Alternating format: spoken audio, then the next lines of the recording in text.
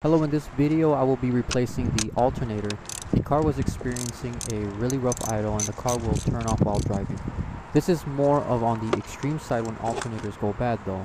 For example, the car will be at a stoplight and the car will have rough idle, and when the stoplight turns green and it's time to accelerate, the car will shake violently and the speedometer will bounce up and down and the car will eventually just turn off.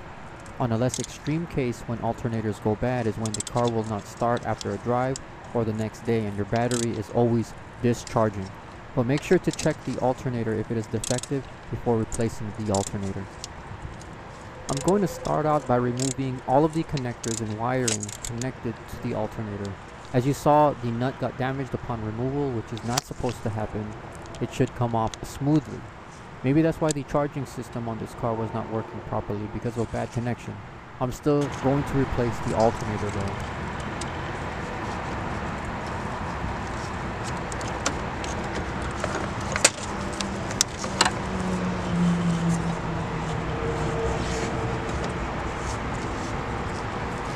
This is one of the few bolts holding down the alternator.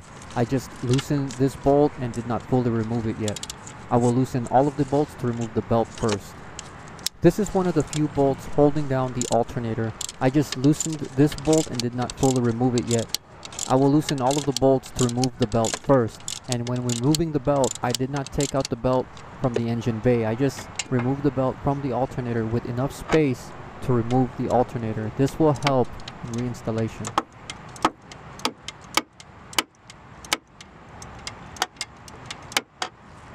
And this is the bolt I turned counterclockwise until the belt can come out.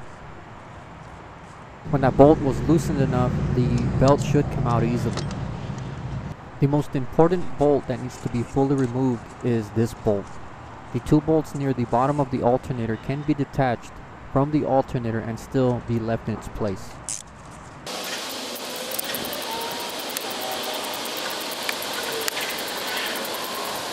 Now that all of the bolts are loosened or removed, the alternator should be able to come out with some wiggling around.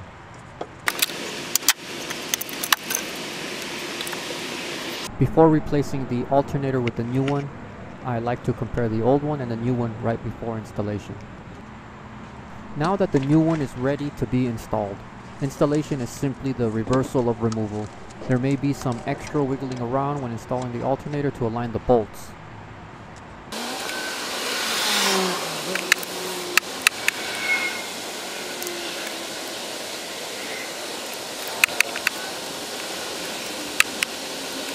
Then the belt goes back on and the bolts tightened. Thank you so much for watching, and I'll see you in the next video.